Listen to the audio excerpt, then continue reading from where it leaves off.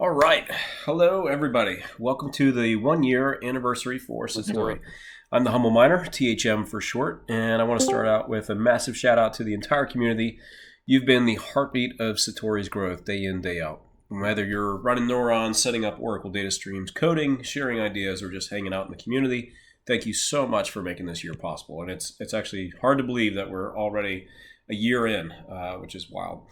So what is today's meetup going to look like? So we're first going to start with a quick intro of all the speakers today, followed by the past year in review, what's next for the project, and then finally an AMA segment where we actually look at the questions that everybody put into the Discord over the last 2 weeks, and we'll kind of break those down from top to bottom. Now weren't able to catch all of them, but we did hit a good bit, and I think everybody's going to be happy with the all the feedback that we've gotten and being able to answer a lot of those questions. So with me today, we've got Enso, Metastack, Krishna, and WilQSL. So let's start off with some introductions, and then we'll go into the first segment. So just a quick blurb about myself. I'm the least important of the panel up here today, so I'll be quick and short. I've been in crypto for a while now, since 2017. So how did I get to Satori? Started off in Ravencoin community, broke into the Evermore when they forked. And then Satori was built on Evermore. So I kind of was drawn to that project, and that's kind of how I got involved and started checking it out right before it launched and been here ever since. That's a little bit about me. So I'm going to throw it over to Enso. Hey everyone. Yeah, much like Humble Miner, I'm from the Ravencoin development side of things, and then bridged over to Evermore when they launched mainnet, and following projects closely on that chain until Satori came along, which Humble Miner introduced me to. Then I became a volunteer for the last year or so, working on various aspects of the project as a developer and admin in the community, just helping set up a lot of the bots and things like that. And my position is somewhat progressing, but we'll touch on that later. So throw it over to Metastack, our founder. Everybody knows who he is. Yeah. So I'm Jordan. I started Satori. I started working on it years ago, just on my part-time, and then last year we were able to launch. I've been involved in Ravencoin and Evermore as well, but I kind of had this idea about like 10 or 12 years ago, trying to make a proof of prediction algorithm. So as opposed to proof of work. So this is kind of the, I guess, flowering of that idea finally in Satori.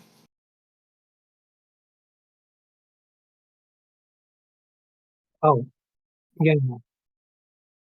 Well, I was just going to introduce Krishna. So Krishna is kind of has been the lead developer for quite a while of this project, for like the past 6 months, and he's kind of taking on a more leadership role. So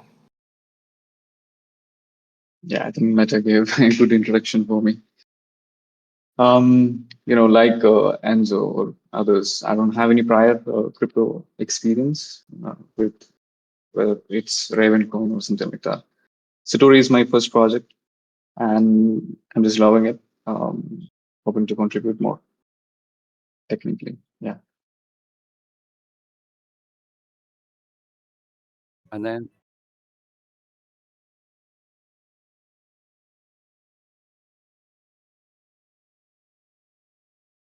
we got you there, Will.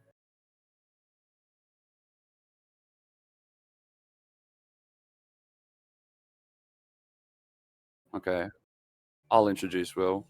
So I'll give his background. WilQSL has been with Jordan since the very beginning. He's pretty much been his right-hand man. Most people know him well in the community. He likes to manage the projects, manage socials. He's doing the YouTube and the Twitter stream right now, probably having a few too many keyboards in front of him to manage. Yeah, so he's our OG community leader in the space, and we appreciate you, Will. Oh yeah, sorry, I'm back. I didn't. You back? I wasn't here. Yeah. Thanks, Enso, for introduce me. Yeah, I try and be everywhere in Satori on every part, and most it's like kind of keep community together. And yeah, that's my part on the Satori project. Cool.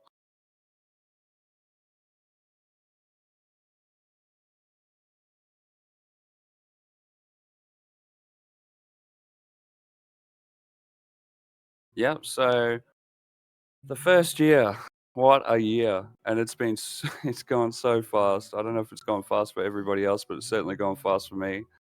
So we've got a bit to highlight. Not everything is in here, obviously. We've had a lot of experimentation over the year. But it started with the launch. We launched the decentralized prediction network. We had major back-end upgrades and scaling solutions came online to support thousands of forecasts per minute. We introduced staking pools, and governance, more governance. We introduced the staking requirement to ensure quality and commitment on the network. We integrated a staking pool structure to make participation more accessible. And we rolled out the proposal system. That's to give a voice to the community. We then rolled on to AI Engine V2. V2 features the online learning, temporal pattern recognition, and the latent pooling, which is also going to lead us to other things which is still to come. The engine's smarter, faster, and adapts in real time from live data. So I think most people are on the V2 engine now. We relaunched a refreshed website, and we published the branding kit and a new polished logo. Where Jordan participated in a lot of podcast series, community spotlights, helping us to grow in public. Then we launched the Streams browser UI to explore data streams better on the network. We still have more work to do on that, but we got the feature implemented. And we deployed the Inviter system to help operators grow and maintain signal quality. We ran countless experiments and research this year. Community feedback was absolutely integral to the process. Some things, didn't turn out as we expected. So it's been a long year, but a fast year. And we feel like we're in a really good position with the way the network is right now. And peer-to-peer is obviously here. So we completed our peer-to-peer network build out, which is a big part. Krishna played as lead developer, and really knocked it out of the park. It's pretty much didn't have any hiccups at all with the beta release, and so we pushed it live. Neuron's now publish and subscribe live data with minimal bandwidth and no central hub. So that's pretty big momentum packed into about 12 months. There's obviously more there than what I just touched on that happened this year. But I want to say thanks to every contributor, every predictor, and voice in the community. This is our network, a true open source community network, and I see a bright future. So the second year,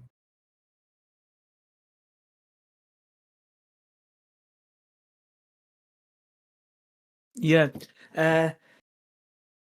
Now that we look back at everything we built in the past year, it's time to talk about what coming next. And after a year of research and development, infrastructure development, and live experiments on the network, like we have done, we proud to introduce the next phase of Satori. That everyone is waiting for. It is Satori chain, a blockchain that will be built for real-time AI-powered prediction.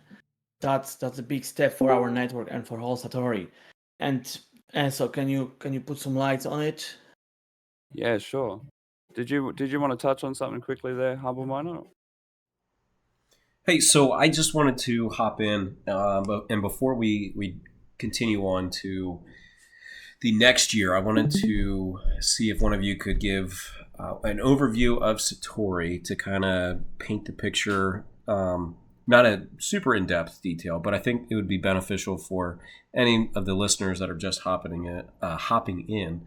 There's about 1,000 listeners right now, so I think it would be really beneficial for anybody that's not familiar with Satori to kind of get a quick overview to kind of catch them up and actually see what the project is at its core.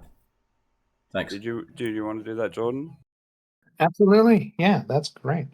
So Satori is a network of computing, of AIs, really, of computers that are all talking to each other, AI bots. So it's a network of AIs that are talking to each other, but they're talking about one specific thing. They're trying to map our world in terms of the future. So that means they're looking at the world and they're trying to predict what will happen next. And that's really nice because if they predict it well, then they know that the kind of map or model they've made of the world is a good one. And it may not be the exact truth, but if they have predictive power, they've built a good model. And if they don't have predictive power, then they don't really know what's going on. So that's a good metric. That's the metric of the network. So we're trying to build this network that will basically predict any and everything necessary for humanity. So that we call this our public good. So we're trying to make a world model, a temporal world model, in a distributed manner that can describe the future in any way that we want. We can ask questions about this temporal world model, and that's free and open to everybody. And that's kind of Satori in a nutshell, really. So, people might have a few questions, but they'll pop up in the AMA at the end. So we'll just sort it out there. But so looking into the second year, we're finally getting ready to. We're currently in development. We're not far off testnet, and we're looking to deploy the Satori chain. So I want to break it down a little bit. Why Satori chain is different and why it matters.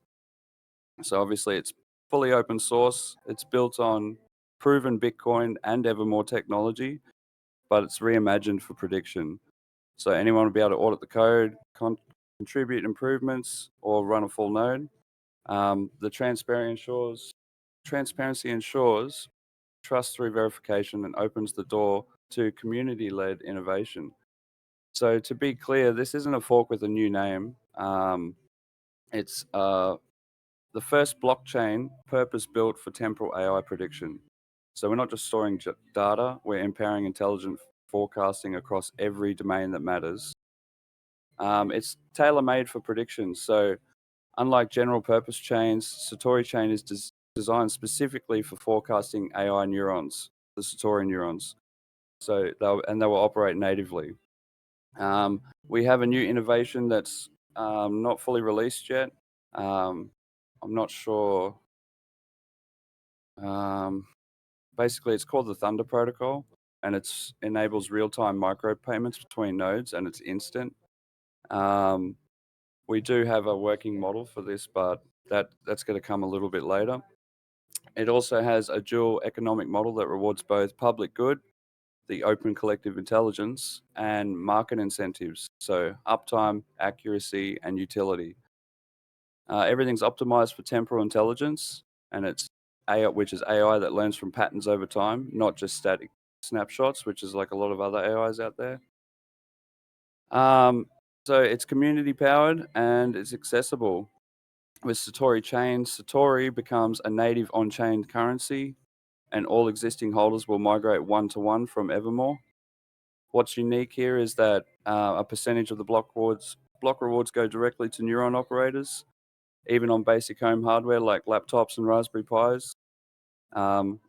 We're creating a truly democratized intelligence layer where predictions are created, refined, and shared by a society of like minds. So importantly, this network doesn't trade model weights or abstract AI hype. It delivers verifiable, shared predictions in the open in real time. So for a lot of our existing community that runs neurons already, right now everyone's sort of used to the daily distribution.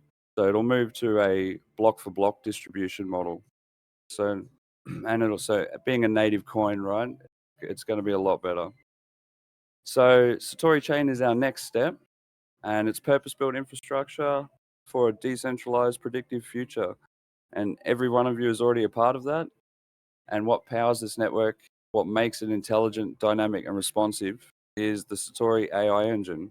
It's the heartbeat behind every prediction, and it's what sets us apart from traditional static AI systems.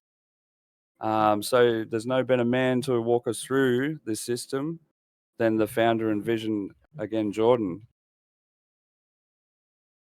All right, thanks. Let me go back one little bit and just say, so you can see during our first year, we did a lot, and we had to do a lot because we had to figure stuff out, and there was stuff we needed to build, and we also needed to experiment. Some of this stuff we didn't need to do, some of the stuff not listed we didn't need to do, but we've kind of learned from that. And this year we have very foundational, functional objectives here. So the Satori chain, the marketplace, and the engine. So I'm going to talk about the engine. Like if there's other things we need to do, we'll do them when we need to. But this is what we're going to accomplish this year. Just 3 simple things. So let's talk about the chain before the marketplace. So sorry, we did talk about the chain. Let's talk about the engine now. The engine's doing an interesting thing. So every Satori neuron is running an AI engine inside of it. The Satori neuron is kind of the house for the engine. And the engine is looking at 3 spaces in order to make a model of the world. So it's looking at an algorithmic space, because we don't just use one algorithm to try to understand the world. We use many, because the world is it's got a lot of different things, and different algorithms are optimized for understanding different things. So we have to search the algorithm space, and we have to search the metaparameters of that particular algorithm, or if it's an ensemble, those particular algorithms. And we have those 2. You can see they're animating. That's version 2. We kind of started with the metaparameters in version 1 of the engine, and then we added the algorithm search in version 2. And so all day, every day, the engine is looking through metaparameters and algorithms to understand the data that it's consuming. And so it's making a new model, and testing those models to see which one's better. And that's how it finds the best model to predict the future. So those 2 are animating. The data streams space is the other space that we need to search in order to find the most appropriate model. So that one's not animating because that's our upgrade that we're going to make this year. Before we talk about that upgrade, let's just look at some of the network predictions. So this is what the engine produces. It produces predictions of the future. You can see the orange line is predictions, and the real world data is purple in this case. So let's go through and just read exactly what the engine does, as far as, like in a chart form. You can see the purple down there. That's the current moment of right now. We got an observation that said it's this value right now, whether that's the price of gold or what was this one? This was the price of Doge. So the price of Doge is at this amount right now. And we predicted in the past that it's that topmost orange dot. We thought it would be there, but it turned out to be lower. It was down at the bottom purple dot.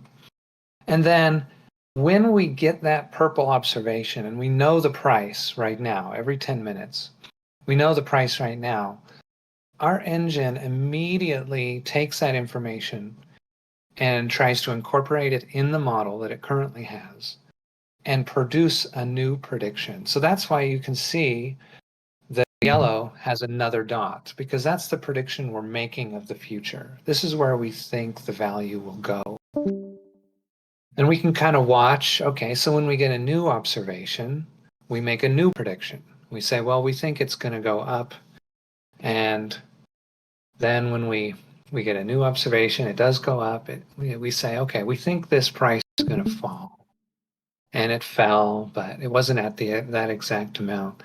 And then we make a new prediction, and it's spot on pretty much in that case. So this is how you can kind of read the charts. You can see that blue dot at the most right side. That's the future prediction, right, that it's making. So, okay, so what does it take to search the data stream space? We're searching the algorithm space. Which algorithms should we use?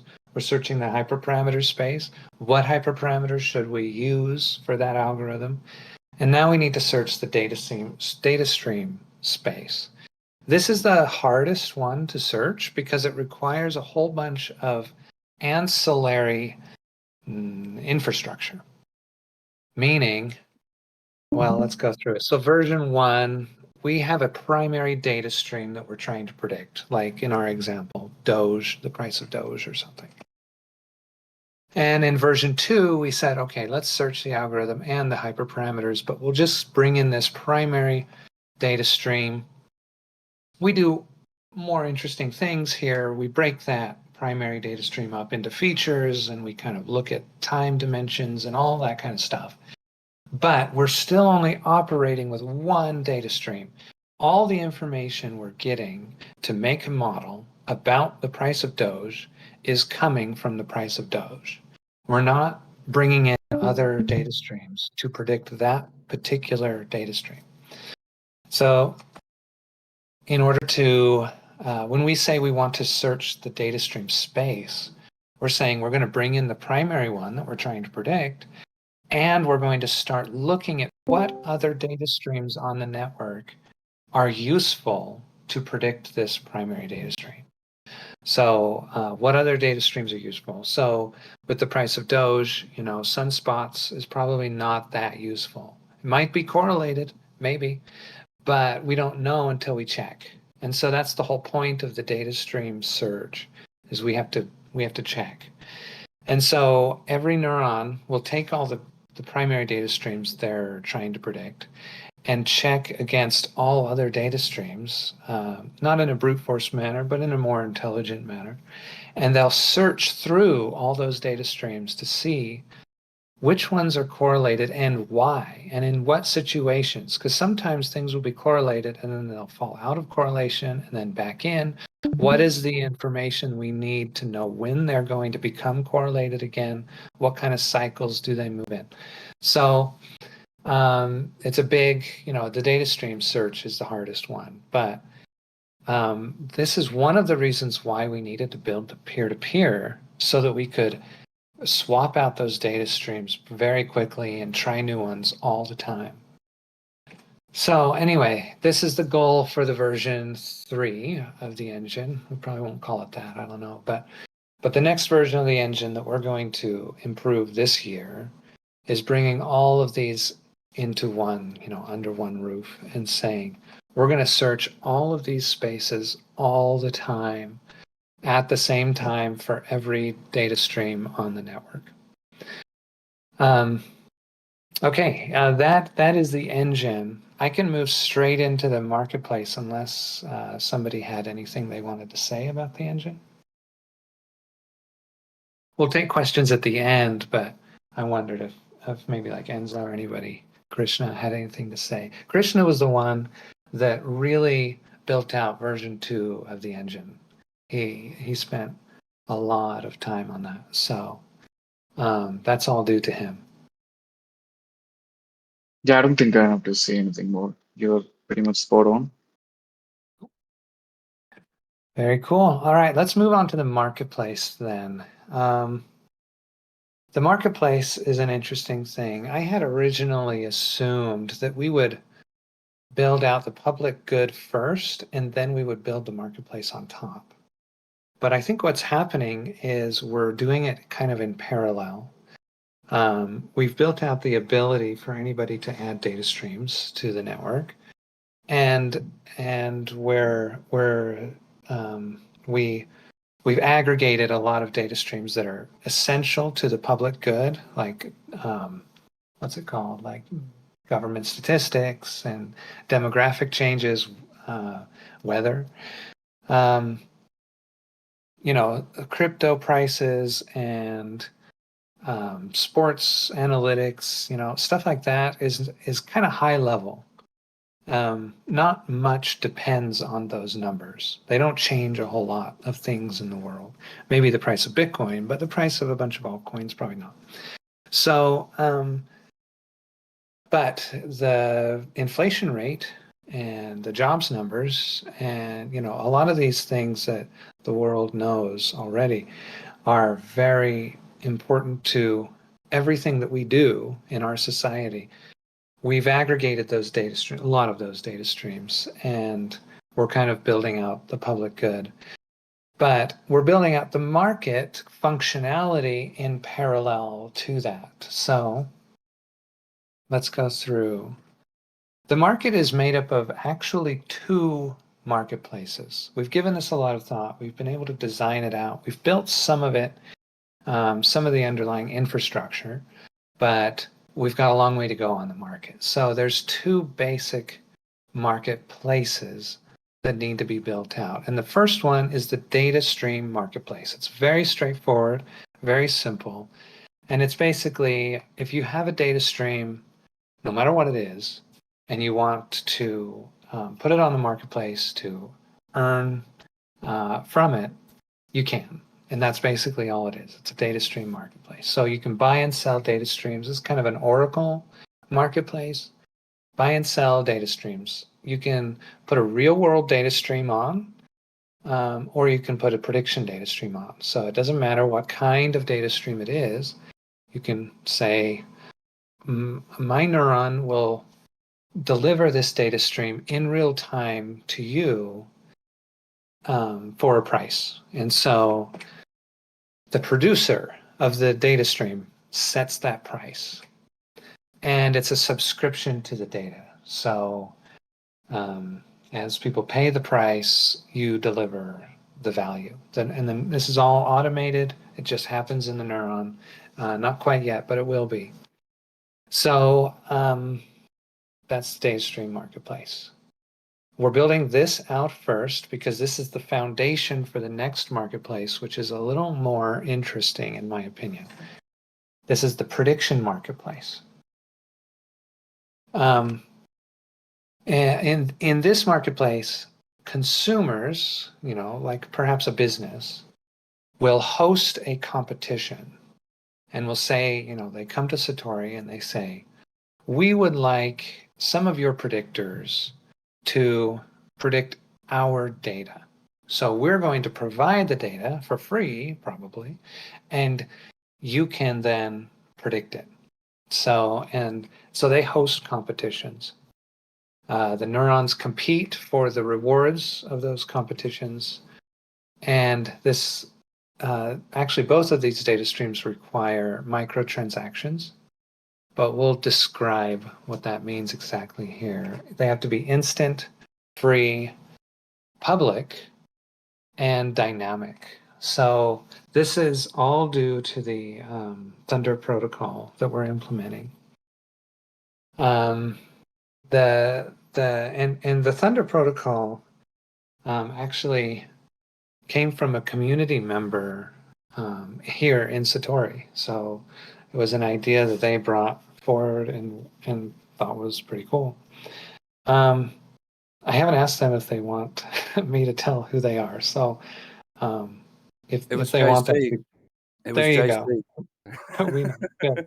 It was JC. So anyway, really cool innovation. So we found a way to make it instant transactions that are free, that are public. Now, the reason they can be public is because even though it happens in a side channel, and that's why they're instant and free, you can actually, since we're on the Satori network, you can actually ping, your neuron can ping the other subscribers to this data and verify the amounts with that. So that's how it can be public. And it has to be dynamic. That's one of the very important things. We tried to look into how we could make these microtransactions using the possible EVM stuff, and it just wasn't good. There are ways to do things like this, but nothing as clean and simple and easy.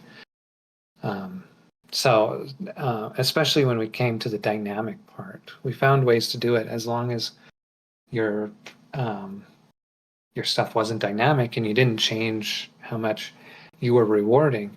But listen, for these competitions, you're always going to be wanting to change how much you reward the competitors.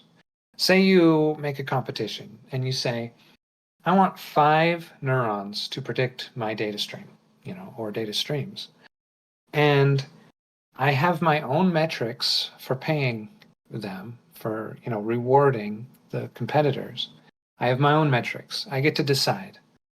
And you might say, okay, I want to pay the top 3 predictors in this manner, maybe some kind of, first, second, third amount.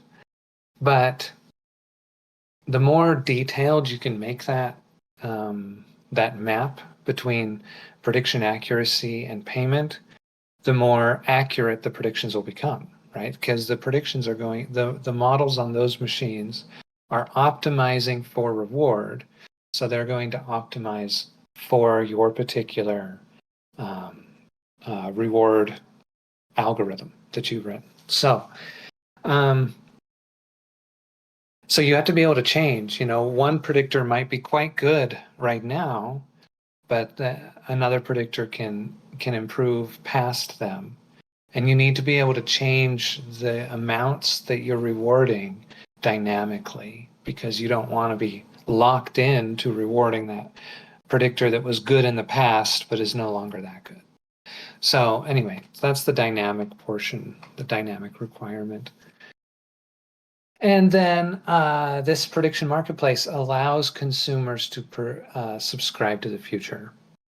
The data stream marketplace does too, but if you subscribe to a prediction data stream, but a lot of that is public. It's a lot of that is public data, or maybe it's predictions on public real world data streams. Whereas the prediction marketplace, with hosting competitions, that can be kept private for the consumer and can say, okay, just you are going to provide this data only to those that are doing the competition, and anyway, so on and so forth. So we have a current progress. Well, that was the marketplace. Before I move on, does anybody have any words on the marketplace? Yeah, so I would just like to throw out like an example of so myself personally, I'm setting up like a spectrum monitoring sort of setup. So you can picture like Batman in his Batcave, but I'm buying a whole heap of like radar frequency tools and whatnot, and developing my own API, and then I'll pull all of signal intelligence into my API and turn that into data streams. So like, I don't necessarily know who would want to buy that immediately, but it would be like a good use case for like as a community member. It's basically anything you can turn into a numerical value that's of something of worth, right? So we can run predictions on anything and still still something that slips a lot of people, because obviously the easy ones are like commodities or crypto prices and things like that. But I'm interested in things like what's going on the whole planet. What can we tap into? We can tap into a lot of things. So I don't know. It'd be good to like see people playing with the Oracle streams. Like your Neuron comes with the default set of streams. By the time we have a Satori market, you'd want to be well versed in deploying your own Oracle streams and what kind of data you might have access to that somebody else doesn't have access to. There's a lot of paid API services out there as well, which might be worthwhile to some people, might not be. There's a lot of free ones. But so yeah, just to give people something to think about in terms of like what we can do and what type of data streams. It's kind of endless. Thanks, Meta. Yeah. I've talked to a lot of people and projects that say, we have this thing that we're doing and it's pretty cool and whatever, but we really would like a place where we could go get prediction data streams, and we could, all of our node operators or whoever else could subscribe to those, and it would really help our system if we just had. So I really think this Satori market is an underlying layer of technology that can support a bunch of things in the real world. So a bunch of systems outside of Satori, completely outside of it. So the current progress peer-to-peer looks really good. We just have to get the rest of the network on it. And with that, we're implementing a replacement for the PubSub servers as kind of a backup solution for those that can't access peer-to-peer. It does require opening ports on your router or something like that. So if you can't access peer-to-peer, we have a backup solution called Centrifugo, which we're implementing right now as well. So that's all kind of in that. The Thunder protocol we've been working on. We have some ways to go, but the multivariate engine. So we have a lot of the foundation for the multivariate engine. A lot of making it come to fruition has to do with the network infrastructure and getting the actual data streams to the engine. So the engine is looking quite good, but the logic for getting the data streams to the engine, all that piping, that's the harder part, or at least the part that takes longer. And then the Satori market, we've kind of started on it, but we don't have a lot of the infrastructure. We're going to need to build out the Thunder protocol and other things in order to make that finished. I wanted to talk just, for a few slides about conceptually what Satori is before we kind of wrap things up. So I think of Satori, I think this is an important model to kind of internalize. I think of Satori in three basic layers. There's the very bottom layer is our network, and the data streams and the predictions and everything that's happening right now on the network. And that's what we've been focused on mainly, and what we've been improving and what we will continue to improve this year. There's another layer above that that's quite important that we really haven't even talked about, but we'll get more into a little bit later, which is the interface that most people will use to glean insights from the underlying data. So most people speak English or a language, and they don't speak numbers. So we want an LLM layer that does a little bit more than just explain the data, but also interprets the data and gives understanding, a broader perspective on a lot of different predictions. So we have this layer that we have to build out eventually, but we haven't spent too much time on it so far. And that's the LLM layer. And then at the top, of course, we have people. we have the users layer. And so I'd like to go through this, and they play a fundamental role in the Satori project because they define what they want. And, we allow holders to define which data streams get predicted and things like that through vote. So maybe we can go through these basic layers in a little more detail. At the bottom, we have the real world layer. So this is observations, measurements, metrics, mostly numbers. I mean, we can involve text later on if we want to predict like tweets or something like that. We can involve other kind of data later, but basically it'll probably mostly always be a bunch of numbers down here, real world metrics. And those real world metrics, the data gets consumed by the prediction layer. And it says, okay, well, now I need to use my AI engine to make a prediction about this. And then that's a whole nother layer because the prediction layer can consume other predictions. Neurons can subscribe to other prediction data streams. So it's a whole nother layer of data being produced and talked about. And then the next one, the interpretation layer. That's what I was talking about with like the LLM layer. So we've thought about things like Satori chat, Satori like a voice, like on Twitter, and this is basically LLMs that explain the data to humans, high level, because we don't often want to know the exact.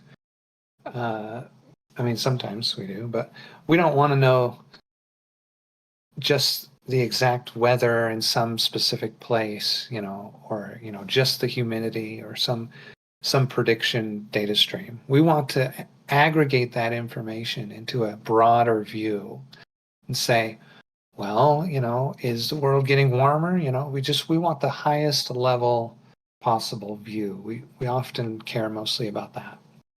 So the interpretation layer is supposed to aggregate all these predictions into a coherent narrative and a model that can be explained to humans.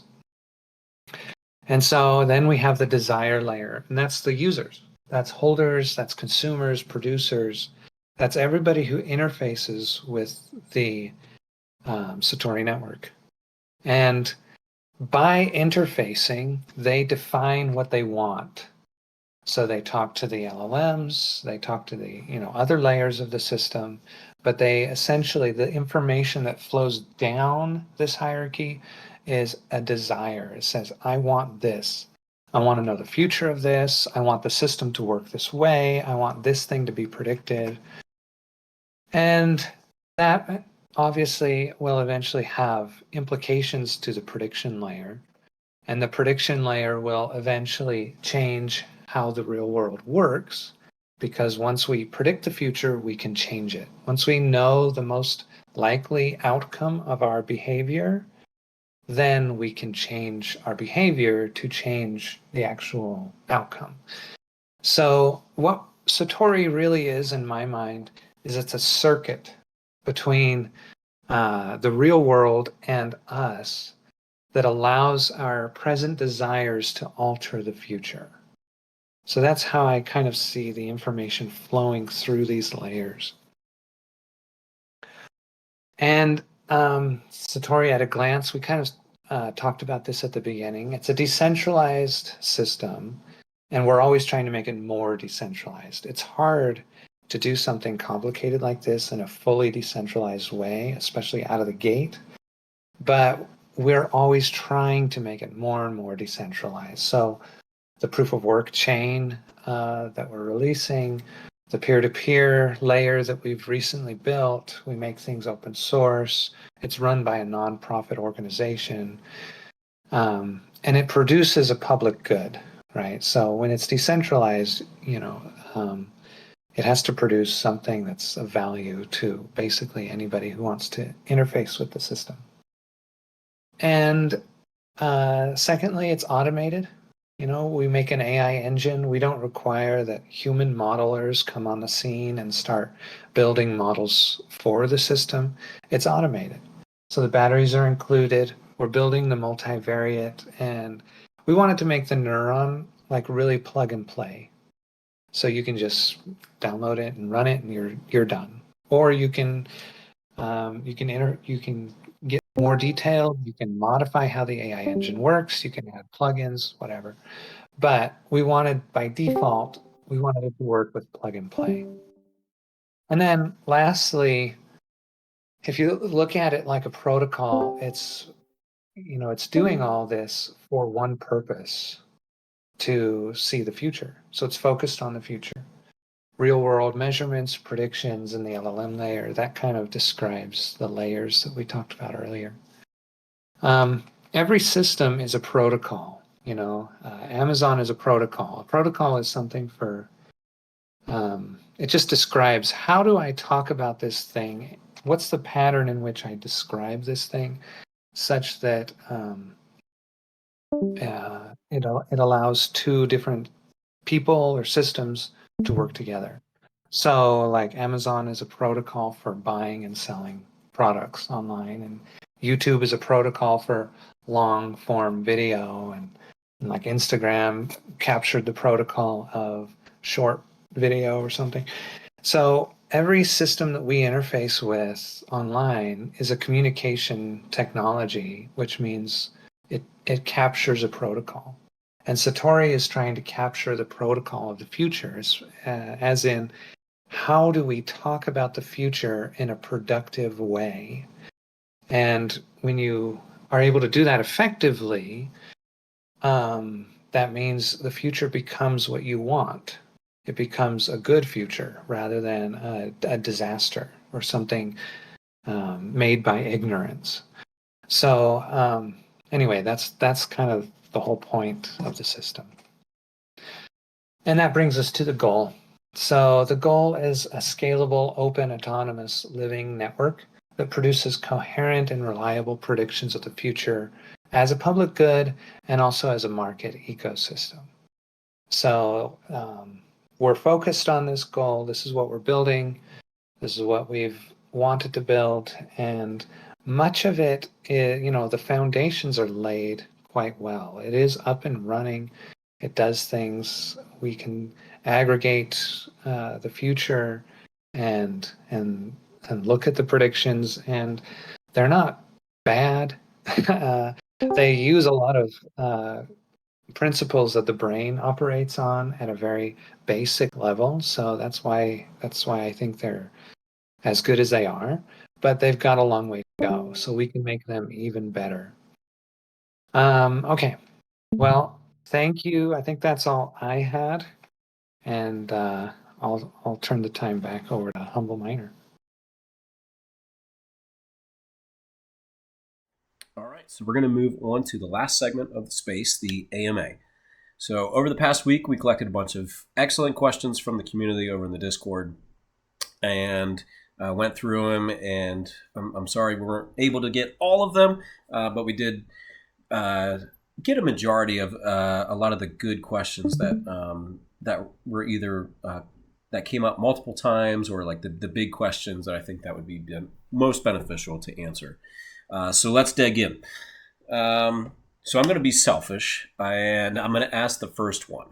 And I think it's the one that everybody, it's a big question right now, is, so what is Echelon? What part do they play in Satori, and who are they? Yeah, so the relationship between Echelon and the association is well formulated right now. And the relationship looks more like a client-vendor relationship, where the association is the client and Echelon will be the vendor. So what does Echelon bring on the table, right? Echelon will be focusing more on their strength. Let it be, focusing on the marketing side, or let it be managing the whole infra, the network, or even the chain, right? So, and even some other stuff which will be shortly revealed to the community soon. Yeah, that's that. Okay, moving on to the next question. Are you planning on any listings on other exchanges later this year? Yeah, for sure. I see that happening very soon. Um, I mean, that's the whole goal of decentralization, right? We don't want to be limited to just one or two exchanges.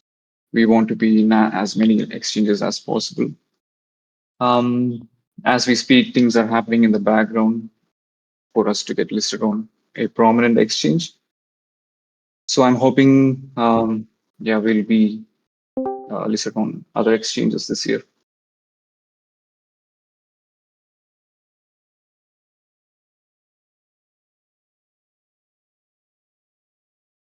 Hmm. ETA, I would say it'll be as soon as we integrate the centrifuge into the P2P, and once the centrifuge is stable and it's well and working, I think then we can slowly push that to the public and have a full P2P push.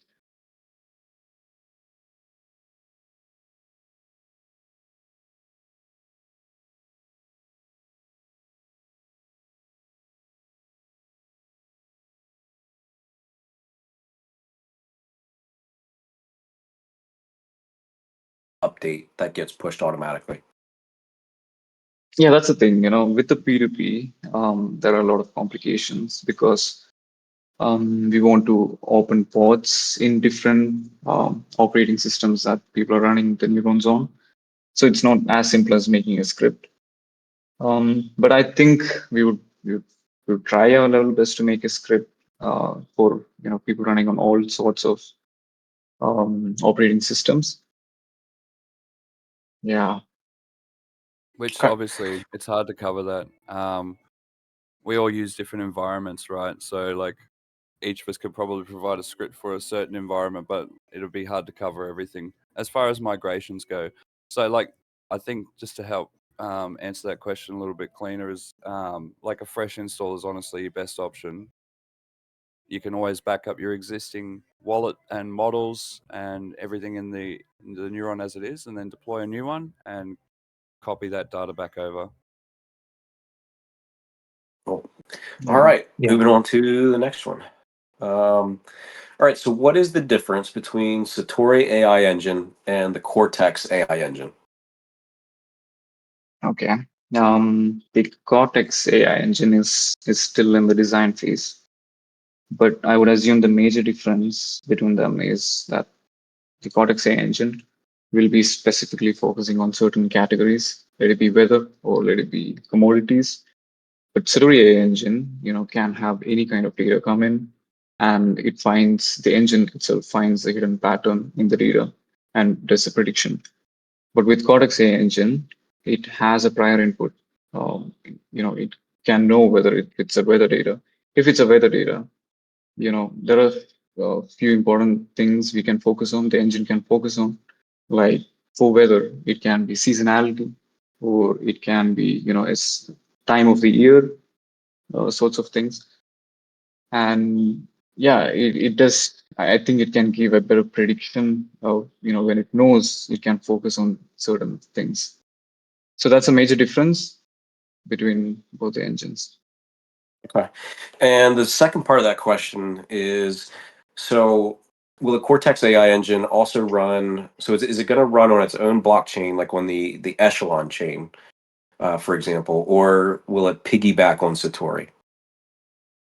Yeah, that's the thing with Cortex AI engine. It's still in the very early design phase, so it would just be an assumption if I say something right now. But Yeah. yeah, yeah. So to be it on the blockchain, not sure. Yeah, if we can answer that question right now. It will be its own chain. We can say that much. Like we're not even 100% sure. Like at this stage, it's not looking like it'll be open source even. And yeah, very specific use cases. Okay, no, that's good. Okay, so what hardware resources does the new chain need to use? We need basic information to invest in reasonable hardware to go long term with the project. So obviously, people are worried about what do you need to be able to be successful down the road if they're putting money into it. And sometimes part of this question has been brought up in the past as well. So when the chain launches, will there still be a staking mode, like the current state?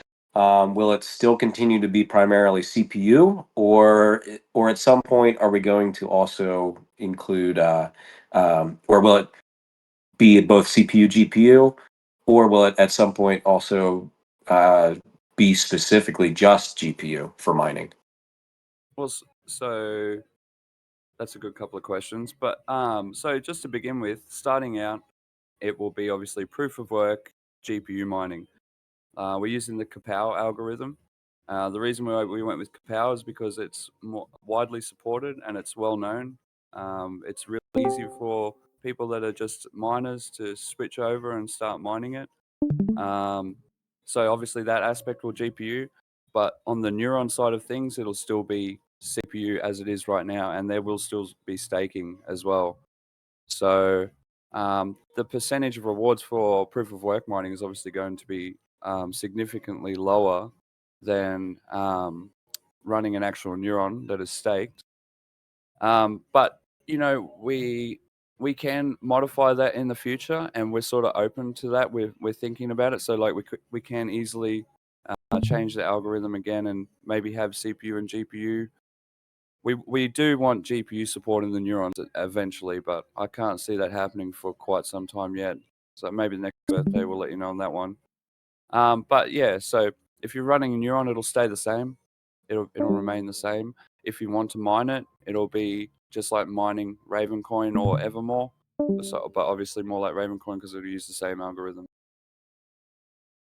Can I say Awesome. something about that too? Yeah. Sure, hop in.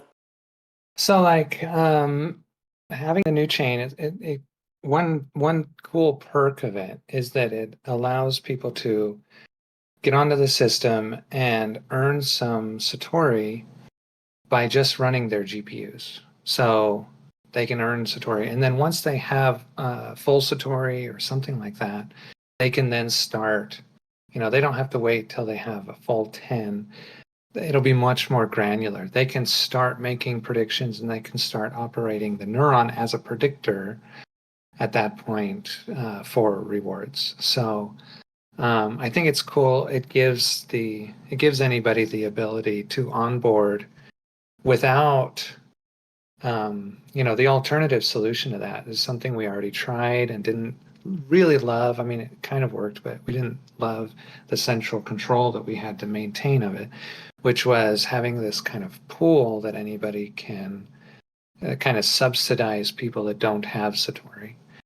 And this is a much better solution for onboarding anybody without them having to buy a bunch of stake.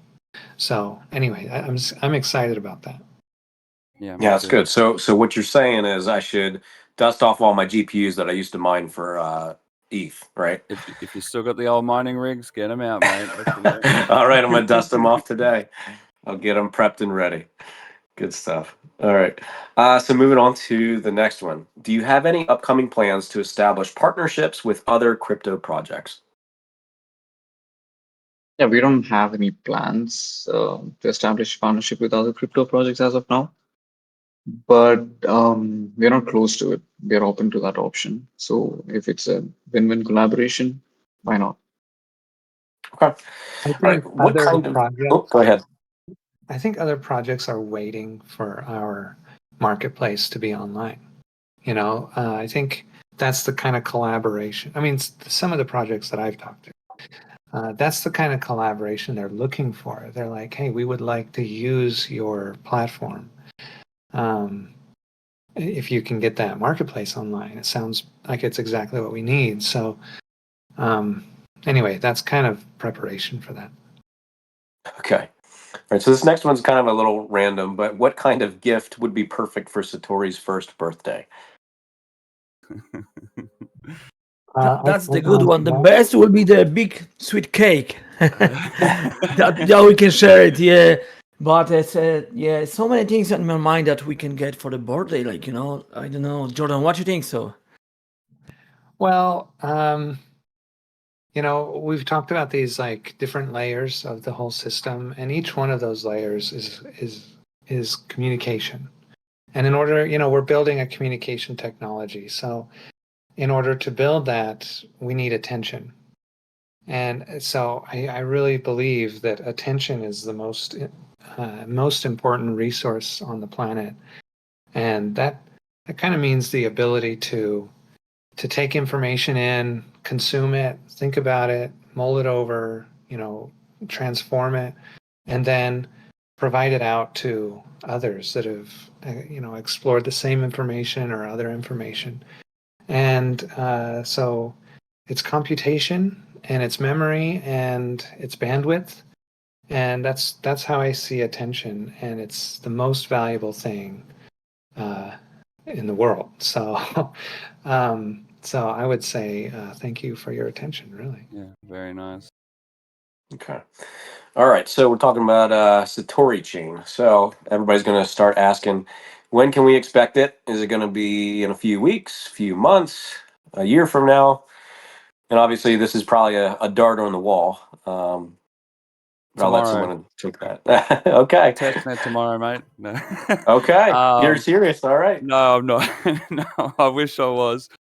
We've been close to testnet, but obviously it's a pretty big build, and we're updating it as well. So like, Evermore was built a few years ago now, and it was compiled on like Ubuntu 22. So we're updating a lot of the libraries and the dependencies, and we have fully compiled the chain, but we haven't mined the Genesis or launched testnet just yet. But it could be a couple of weeks. It could be a few weeks. We are sort of aiming for August 1st, but like I would take that as with a grain of salt. Like that's definitely probably going to change. So that's the best answer I can sort of give. It's not far Okay. away. No, that's good. We're going to be in testnet for potentially months, Yeah, that's right. Right. So that's just the testnet launch is what we're trying to get there. Okay. And this is probably getting ahead of myself, but is there going to be some kind of channel in Discord that's strictly focused on like working the test net and people that want to participate and help out? I haven't thought about that, but for sure we can do something like that. Okay. Obviously, Echelon's building the Satori chain, so that's something I'll have to bring up on that side. We can definitely sort something out there. Okay. Yeah, I'm sure there's going to be a lot of volunteers for sure. Okay. I Moving should on. say, sorry, Humble Miner. I should No, you're say good. that on the Echelon side of things, the number one place to watch is going to be the forum, which it's not fully ready just yet, but the basic setup is there, and it's going to become more and more active. So all information and news and announcements on that side of things, including stuff like the Satori chain, that's the place to watch. So it's the Echelon Chain Talk.com. EchelonChainTalk.com. Okay, So that's yeah. good to know. All right, moving on to the next one. So we actually, Jordan just talked about attention. So what is planned to achieve broader attention for the project, especially in a crypto market? As a decentralized project, it's important to have a growing community. The best project is useless if nobody knows about it. Yeah, I fully agree with that sentiment. It is important to have a growing community. But regarding the attention part, and this is a personal opinion, I think I would rather have attention on the project when we have a product which is easily understandable by an outsider. See, right now, when an outsider comes to know about the project, they go to the website. I think less than 5% will actually download the neuron and see we have a product inside there. But what is better will be to have the marketplace in the website, and then an outsider can see that product and be like, okay, now this is a valuable project, right? So I think attention then would be much better than right now. No, that's actually perfect because the next question is how will that marketplace actually work?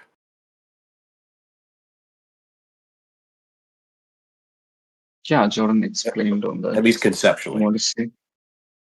Well, so Yeah. like Jordan explained earlier, it's two marketplaces really, and it'll be accessible. It's hard to say because we obviously still have a lot of development there. But pretty much it was, yeah, Jordan did explain as the core concept of how it's going to work. Yeah, we're building it out in the neuron, first of all, so that we can get it working just right, make it perfect. And anybody who wants to interface it will download a neuron for this phase. Once we have that, we'll know a little more information about how to put it on the website. The website, we have the option of doing it basically in a couple different ways. We can make it as low level as possible so that it interfaces with the Satori token and just like the neuron does.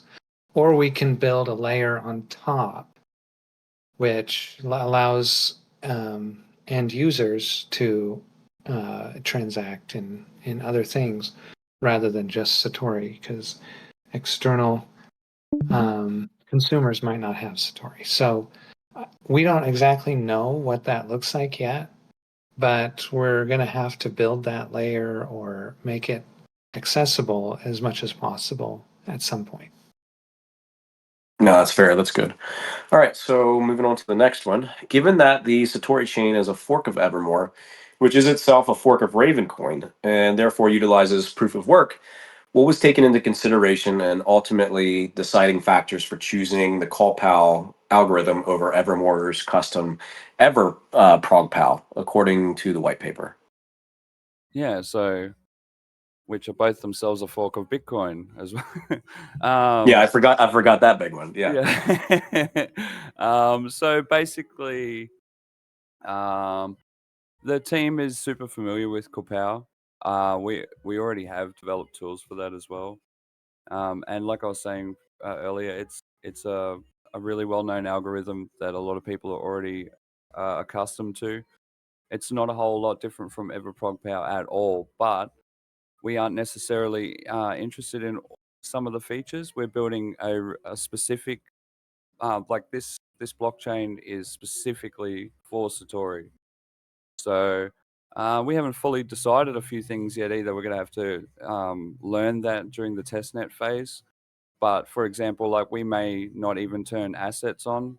So like it's like Ravencoin and Evermore have native assets, as most people know, on layer one. But we might turn that off and just run it as a raw coin. We're not too sure yet. There's a few things still to work out. But yeah, basically, Kapow is like pretty widely known, well adopted. We see it as the easiest transition, including things that we've already built for the ecosystem. So that's the main reason. All right, that's good. All right, so moving on to the next one. All right, what did you learn from the past? The good, the bad, the ugly. Man, This could be an open forum because I'm sure everyone has their own experiences over the past year. yeah, it's been eye-opening to say the least. Hit the ground running. We've had. I would like it feels. I'd feel like I want to say bad things, but in hindsight, it's actually been a lot of good things. There's no way you can predict everything. That's why we're trying to build a predictive engine.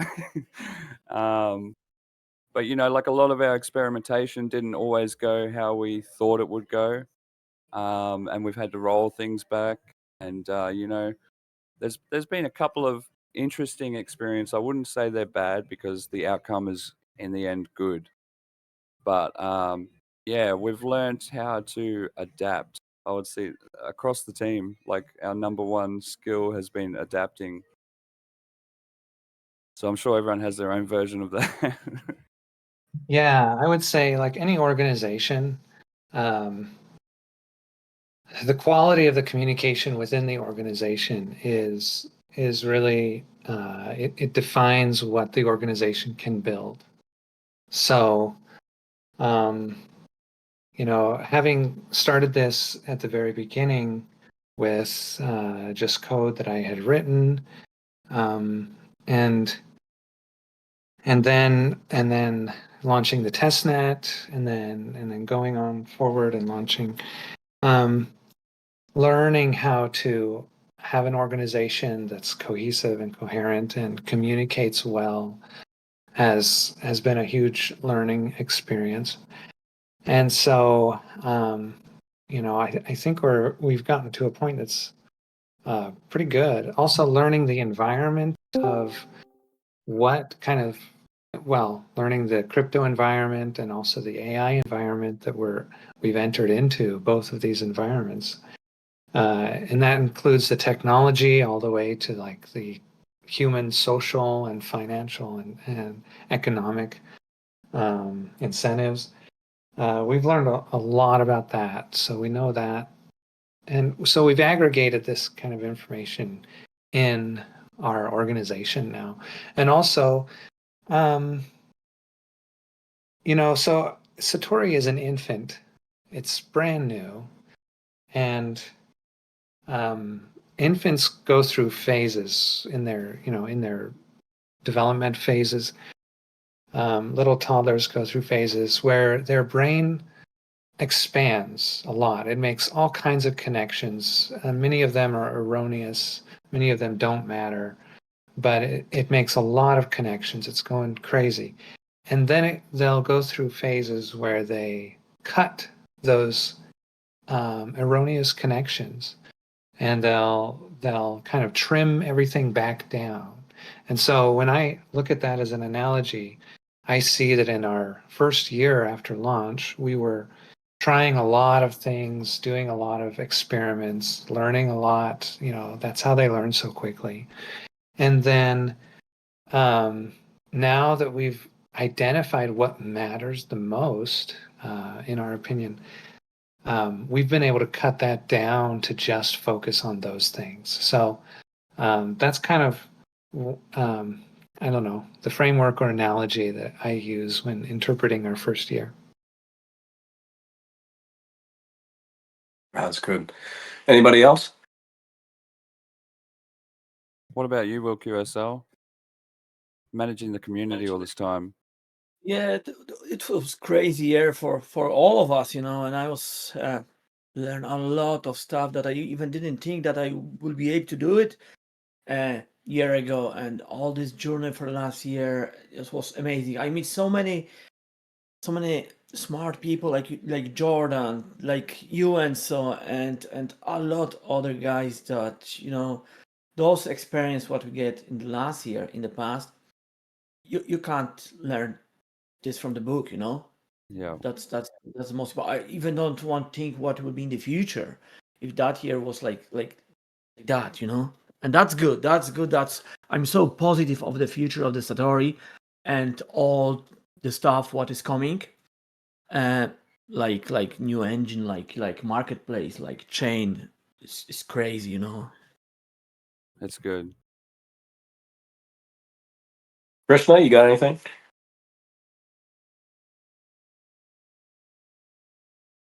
Yeah, with me, I think it's even the bad experience. I feel like I kind of take it as learning experience. So at the end of the day, it's been good. Yeah, it's all been learning for the past 1 year, especially spending a lot of time with Jordan. It's all about learning. And we're all in very different time zones too. So it's all about syncing up as well. International. Yeah, Like this is a global project, that's for sure. Those time zones are killing me, Me too, mate. Don't you worry about Yeah, that. what is it? 3 a.m. right now for you? Yeah, nearly 3:30. That's all right. Oh my 6 gosh. p.m. in Ireland, so it's not bad here. That's good. Good stuff. All right, so move on to the next one. Will the marketplace allow users who do not wish to run neurons themselves purchase compute power for their own custom data streams, which I think we touched on a little bit earlier. Yeah. So yeah, Jordan did go over that. But Yeah. basically, yeah, that's the idea. Yeah, I think that's kind of the marketplace. That's the whole. That's what we want to be able to do there. Okay. All right, so that wraps up the AMA. I just want to say thank you to everybody who submitted those questions. And if we didn't have time for everybody, so if we didn't get to talk about your question today, just drop it in Discord, or you can tag also on X, send DM. But then we'll be continuing the discussion there after this wraps up today. And honestly, like, everybody's a part of shaping where Satori goes. I think there's been a couple times that we've mentioned about a lot of the community members have kind of shaped where Satori has gone over this past year, and obviously that'll continue moving forward. All right, so moving on and kind of starting to wrap this up. So I just want to say thank you so much to everybody that was a speaker today, and also a big thank you to everybody that's listening or will be listening in the future. I think right now we are at 2,500 views on YouTube, which is pretty impressive. I think we've got about 40 people in Discord. So really appreciate everybody turning out today to listen. What Satori has come from and gone through over this past year, and kind of what the future holds for it. So for the listeners, what can you do to get involved in the project? I think it's important that, one, you stay connected, so you can go check out the website, and it is satorinetio.org. Hold on. .io.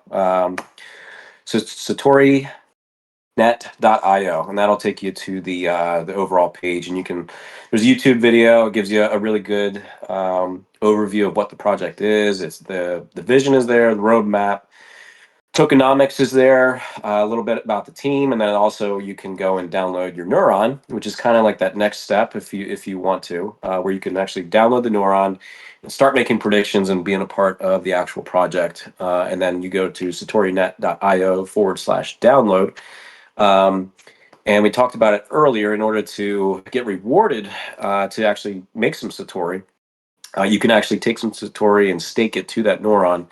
And then with Satori and having your own node spun up, you can participate in proposals and help shape those roadmaps, or the roadmap for the future. So there's been a few proposals that are thrown out there by the community, and they just go right into the actual dashboard, and you go in, you vote, and your vote power is actually based on how much you have.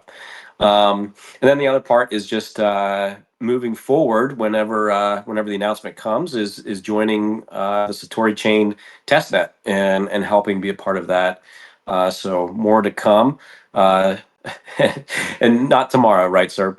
That's right, not tomorrow. Okay, but soon. Tomorrow never comes. Yeah. So this is what the future of prediction looks like: decentralized, intelligent, and community powered. Again, thank you to everybody. Cheers, and let's keep building. Have a great day. Thanks, Humble Until Miner. next time. Thank you. Yeah, thank you. Thank you, and see you next time, guys. Thanks, guys.